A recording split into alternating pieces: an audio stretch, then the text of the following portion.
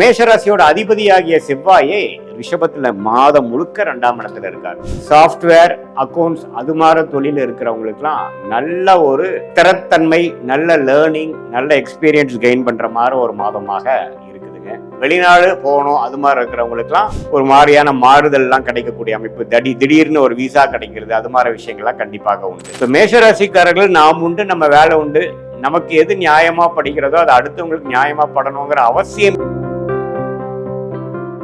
இந்த வீடியோல நம்ம என்ன பார்க்க போறோம்னா, மேஷராசிக்காரருக்கு ஜூலை 2026 எத்தகைய ஒரு மாதமாக, பலாபலன்கள் நிறைந்த ஒரு மாதமாக இருக்க போகுதுங்கிறது சயின்டிபிக் வேதிக் அஸ்ட்ராலஜி முறையில துல்லியமான முறையில் பரிகாரங்கள், மூட நம்பிக்கைகள் அதுக்குள்ளெல்லாம் போகாமல் மிகைப்படுத்தாமல் உள்ளது உள்ளவாறு ஒரு கிரகம் ராசிக்கு இந்தந்த இடத்துல இருக்கும் பொழுது எது மாற ஒரு தாக்கத்தை கொடுக்க போறாருங்கிறது மேஷராசிக்காரர்களுக்கு ஜூலை மாதம் எப்படி பிறக்க போகுது, எப்படி அந்த 30-31 நாட்கள் இருக்க போகுதுங்கிறது துல்லியமாக பார்க்க போறோம். இப்ப பாருங்க, மேஷராசியோட அதிபதியாகிய செவ்வாயே ரிஷபத்துல மாதம் முழுக்க 2ஆம் இடத்துல இருக்காரு. சுக்கிரனோட வீட்டுல இருக்கக்கூடிய செவ்வாய் ஓரளவுக்கு ஒளி பொருந்திய ஒரு செவ்வாயாக, அஃப்ளிக்ஷன் இல்லாமல், பிரச்சனைகள் இல்லாம இருக்கிற மாதிரி இருந்தாலும் சனியின் பார்வை 3ஆம் பார்வை பெறுகிறாருங்கிறத மறந்துடக்கூடாது. ஆனாலும் குருவால் பார்க்கப்பட்ட சனியாக இருக்கிறதுனால பெரிய தொல்லைகள் கிடையாது. இந்த 3ஆம் பார்வையா இருக்கக்கூடிய சனி வந்து என்ன கொடுக்குன்னா, கொஞ்சம் வேலை பளு, ஸ்ட்ரெஸ் கொடுப்பார். பட் இருந்தாலும் எல்லா விஷயம் ஓரளவுக்கு நல்லா தான் நடக்கும். 4ஆம் இடத்துல குரு இருக்கிறது வேலை, தொழில் விஷயத்துல அருமையான ஒரு அமைப்பை கொடுக்கக்கூடிய அமைப்பு இருக்குது. ஏன்னா அந்த குரு பயிற்சி ஆனது, ஜூலை மாதம் ஆனது அற்புதமான பயிற்சி மேஷராசிக்காரர்களுக்கு. அதே மாதிரி புதன் எப்படி இருக்கிறார், 4ஆம் இடத்திலிருந்து வக்ர ரீதியாக 3ஆம் இடத்துக்கு ஆட்சி பலத்தோட வருவது இன்னுமே இந்த ஐடி, சாஃப்ட்வேர், அக்கௌண்ட்ஸ் அது மாதிரி தொழில் இருக்கிறவங்களுக்குலாம் நல்ல ஒரு ஸ்திரத்தன்மை, நல்ல லேர்னிங், நல்ல எக்ஸ்பீரியன்ஸ் கெயின் பண்ற மாதிரி ஒரு மாதமாக இருக்குதுங்க. சுக்கிரனும் பாருங்க சிம்மத்துக்கு வந்துடுறார், 5ஆம் இடத்துக்கு வந்துடுறார் மாதத்தின் முதல் வார முடிவிலே. ஸோ இதெல்லாமே பார்க்கும் பொழுது நல்ல ஒரு அமைப்பு தான். இப்போ ராசி அதிபதியும் நல்லா இருக்கிறார், குரு நல்லா இருக்கிறார், மேஷராசிக்கு விரய சனி போயிட்டு இருக்குங்கிறது எல்லாத்துக்கும் தெரியும். ஸோ ஓவராலா இந்த ஜூலை மாதத்துல சூரியன், சுக்கிரன், புதன் இருக்கக்கூடிய அமைப்புகளை வச்சு பார்க்கும் பொழுது ஓரளவுக்கு வேலை பளு, மாணவர்களாக இருந்தாலும் சரி, படிப்புல இருக்கக்கூடிய ஒரு ஒர்க்லோடு, ஒரு ஃபோக்கஸ் அதிகமாக இருக்கும். அதே மாதிரி வேலையில் இருக்கிறவங்களுக்கும் கொஞ்சம் அதிகமான ஹவர்ஸ் ஒர்க் பண்ண வேண்டியதாக இருக்கும். வருமானத்துக்கு என்ன வழியோ அதை பார்க்கக்கூடிய அமைப்பாக இருக்கும். அதே சமயத்தில் நிறையா டெக்னிக்கல் துறையில் இருக்கிறவங்களுக்கு நிறையா கற்றுக்கிட்டு செய்யக்கூடிய அமைப்புகள் இருக்குது. அதே சமயத்தில் குழந்தைகள்னால நல்ல ஒரு பெனிஃபிட். சுக்கிரனே 5க்கு போய் இதுவரை கொஞ்சம் ஒரு விசேஷமான பலன் இல்லாமல் இருக்கிறவங்களுக்குலாம் குழந்தைகளால ஒரு அனுகூலம் பெறக்கூடிய அமைப்பும் இருக்குது. அதே மாதிரி சனி வந்து 12ஆம் இடத்துலேயே இருக்கிற சனி கண்டிப்பாக விரய சனியாக இருந்து சில என்னதான் வருமானம் வந்தாலும் செலவுக்கு குறைவில்லாமல் போயிட்டு இருக்கு சாமிங்கிற மாதிரி சில பேர்த்துக்கு நல்ல தசாபுக்திகள் போயிட்டு இருக்கிறவங்களுக்கு சுப விரயமாக ஒரு இடம், வீடு, வண்டி, வாகனம் அது மாதிரி விஷயங்கள்லாம் பழசை கொடுத்து புதுசு வாங்குறது, அப்கிரேட் பண்றது, அது மாதிரி விஷயங்கள்லாம் கண்டிப்பா இருக்குதான் செய்கிறது. ஸோ ஓவராலா குரு, சனி, ராகு, கேது. ராகு பாருங்க 11ஆம் இடத்துல இருக்கிறார், கேது 5ஆம் இடத்துல இருக்கிறார். ஸோ இதுவும் பார்த்தீங்கன்னா ஒரு லாபத்தை கொடுக்கக்கூடிய அமைப்பு. பட் என்ன, இதுவரைக்கும் குரு ராகுவை பார்த்துட்டு இருந்தார், இந்த ஜூலை மாதம் பார்க்க போறது இல்லை. அதனால என்ன ஆகும்னா, கொஞ்சம் குழந்தைகள்ல வந்து சில விஷயங்கள் பாசிட்டிவா இருந்தாலும் அவங்களுக்காக செலவு பண்ண வேண்டியதா இருக்கும், சில மெனக்கெடுதலா இருக்கும்.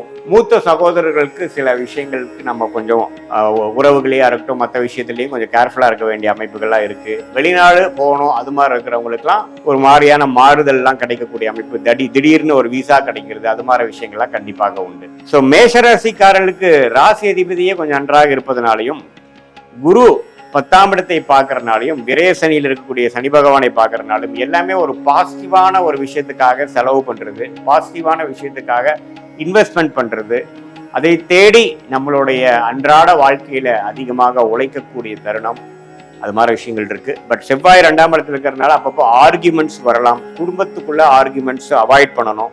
என்னதான் நீங்க சொல்ற விஷயத்துல வந்து நியாயம் இருந்தாலும் எதிர்த்து இருக்கக்கூடியவர் மனைவியா இருந்தாலும் சரி, கணவராக இருந்தாலும் சரி, உங்களுடைய மேலதிகாரியா இருந்தாலும் சரி, சக ஊழியர்களாக இருந்தாலும் சரி, கருத்து வேறுபாடுகள் இருந்தால் நீங்கள் உங்களுடைய விஷயத்தை சொல்வதற்காக நம்ம அழுத்தத்தோட சொல்லும் பொழுது அது ஆர்குமெண்ட்ஸாக போய் மன வருத்தத்தை கொடுக்கக்கூடிய அமைப்புகள் இருக்கு. ஸோ மேஷராசிக்காரர்கள் நாம் உண்டு, நம்ம வேலை உண்டு, நமக்கு எது நியாயமா படுகிறதோ அது அடுத்தவங்களுக்கு நியாயமா படணுங்கிற அவசியம் இல்லை என்பதை புரிந்து கொண்டு ஓரளவுக்கு நம்மளுடைய வேலை, தொழில், அன்றாட செய்யக்கூடிய நம்மளுடைய கடமைகளை தவறாமல் செய்யக்கூடிய ஒரு ஃபோக்கஸான ஒரு மைண்ட் செட்டு, அதிகம் மற்றவங்ககிட்ட இருந்து ஒரு அங்கீகாரத்தை எதிர்பார்க்காத ஒரு அமைப்பு மாற நீங்க போயிட்டீங்கன்னா, இந்த மாதம் ஜூலை மாதம் 2026 அப்படி ஒன்றும் தவறான மாதமாக இல்லாமல் நல்ல விசேஷ பலன்கள், நல்லாவே ப்ரொக்ரெசிவான பலன்கள், அடுத்து வரக்கூடிய தொழில் மேன்மை, அடுத்து வரக்கூடிய வேலை முன்னேற்றத்துக்கு வேணுங்கிற ஒரு அடித்தளத்தை கொடுக்கக்கூடிய அற்புதமான ஒரு மாதமாக மேஷராசிக்காரர்களுக்கு இந்த 2026 ஜூலை மாதம் இருக்குதுங்க. சூரியன் பாருங்க, ஜூலை 17க்கு அப்புறம் மாதத்தின் செகண்ட் ஹாஃப் அவர் கடகத்துக்கு போறார். ஸோ கடகத்துக்கு போறதுமே தப்பு இல்லை, ஏன்னா 4ஆம் இடத்துக்கு சூரியன் போகிறார். 3லிருந்து 4க்கு போறது அவர் ஒன்றும் தவறு இல்லை. அதுவும் ஒரு வேலை, தொழில், இடம், வீடு, தாயார், அது மாதிரி விஷயத்துலாம் ஒரு முன்னேற்றத்தை கொடுக்கக்கூடியது. ஏன்னா குருவோட சேர்றாரு இல்லையா, அரசு சம்பந்தப்பட்ட விஷயத்துல நல்ல யோகங்கள் கிடைக்கிறது, குழந்தை செல்வம் எதிர்பார்க்கிறவங்களுக்கு குழந்தை கிடைக்கிறது, வெளிநாடு போகணும்னு நினைக்கிறவங்களுக்கு வெளிநாடு போகக்கூடிய வாய்ப்பு கிடைக்கிறது. எல்லாமே ஓரளவுக்கு பாசிட்டிவா வரக்கூடிய அமைப்பு இருக்கு. அதே மாதிரி மாணவர்களுக்கும் பார்த்தீங்கன்னா ஏதோ ஒரு காலேஜ் அட்மிஷன் ட்ரை பண்ணிட்டு இருக்காங்க, அது கிடைச்சா பரவாயில்லைன்னா அவங்களுக்கு பிடித்த ஒரு காலேஜ், ஒரு இன்ஸ்டிடியூஷன், அதே மாதிரி அவங்களுக்கு பிடித்த படிப்பு, அந்த குரூப்னு சொல்லுவோம் இல்லைங்களா, அந்த சப்ஜெக்ட்ஸே அவங்களுக்கு குரூப்பா மேஜரா கிடைக்கக்கூடிய அமைப்புகளா மேஷராசிக்காரர்களுக்கு இந்த சூரியன் ஜூலை 15க்கு அப்புறம் மாறக்கூடிய அமைப்பு. அவர் சூரியன் மிகவும் நல்ல ஒரு முக்கியமான கிரகமா மேஷராசிக்கு இருக்கிறதுனால அவர் 5ஆம் இடத்துக்கு 4ஆம் இடத்துக்கு குருவோட சேருவது மிகவும் நல்லது. ஸோ எப்படி பார்த்தாலும் இது ஒரு மேன்மையான ஒரு மாதமாக மேஷராசிக்காரர்களுக்கு வருகிறது. இது ஒரு பொதுவான பலனே தவிர உங்களுடைய ஜென்ம ஜாதகத்துல நீங்க எந்த தேதி, எந்த நேரம், எந்த ஊர்ல பிறந்தீங்கிறத கொடுத்தீங்கன்னா ஒரு அப்பாயின்மெண்ட்ல நம்ம என்ன பேசலாம் அப்படின்னா, நீங்க என்ன மாதிரி தசாபுக்திகள் உங்களுக்கு போய் கொண்டிருக்கிறது, என்ன ராசி, நீங்க ராசி மேஷராசியா இருந்தாலும் என்ன நட்சத்திரத்துல பிறந்தீங்க, அஸ்வினியா அல்லது பரணியா, கிருத்திகையா அப்படிங்கறது பார்த்து, அதே சமயத்துல என்ன லக்னத்துல பிறந்தீங்க, லக்னாதிபதி எப்படி இருக்கு, மற்ற கிரகங்களா எப்படி இருக்கு, என்ன தசாபுக்திகள் போய் கொண்டிருக்கிறது அப்படிங்கறதெல்லாம் வைத்து இப்ப நம்ம பேசின இந்த பயிற்சி பலனையும் சேர்த்து வைத்து பார்க்கும் பொழுது சயின்டிபிக் வேதிக் அஸ்ட்ராலஜி முறையில துல்லியமான முறையில அடுத்து வரக்கூடிய மாதங்கள் எப்படி இருக்கு, எது மாற விஷயங்கள் உங்களுக்கு எந்த திசையில நம்ம வாழ்க்கை திரும்புது, அடுத்து வரக்கூடிய ஷார்ட் டேர்ம் எப்படி, அடுத்து வரக்கூடிய லாங் டேர்ம் எப்படி, நம்மளுடைய கர்மா என்ன சொல்லுது, எது மாற தொழில் நமக்கு நல்லதா இருக்கும், எந்த நேரத்தில் எது மாற முடிவுகளை நம்ம எடுத்தா நல்ல பலன் கிடைக்கும், எந்த நேரம் வரைக்கும் பொறுமையாக இருக்கணும், எந்த நேரத்துல நமக்கு அதிகமான ஒரு யோக பலன் கொடுக்கக்கூடிய வாய்ப்புகள் அதிகமாக இருக்கிறது, நம்மளுடைய லக்கி ஃபீல்டு என்ன, ஹையர் ஸ்டடீஸ் எது நமக்கு உகந்ததாக இருக்கிறது, நமக்கு வெளிநாடா, உள்நாடா, பிரைவேட் செக்டாரா, கவர்மெண்ட் செக்டாரா, எது மாதிரி விஷயத்துல போகலாம் அப்படிங்கிறதெல்லாம் வாழ்க்கைக்கு தேவையான எல்லா விஷயங்களையும் சயின்டிபிக் வேதிக் அஸ்ட்ராலஜி முறையில எந்த விதத்தையும் மிகைப்படுத்தாமல் ஒரு கிரகமும் இது மாதிரி உங்க ஜாதகத்துல டிகிரி அடிப்படையில் இருக்கிறத நுணுக்கமாக அறிந்து நம்மளுடைய 18 வருஷ அனுபவத்தையும் எடுத்து பார்த்து சயின்டிபிக் வேதிக் அஸ்ட்ராலஜி முறையில நம்ம சொல்லும் பொழுது தீர்க்கமான முடிவை உங்களால கண்டிப்பா எடுத்து வாழ்க்கையில் நீங்கள் எளிதில் வெற்றி பெற முடியும் என்று சொல்ல விரும்புகிறேன். மீண்டும் மற்றொரு காணொளியில் சந்திப்போம்.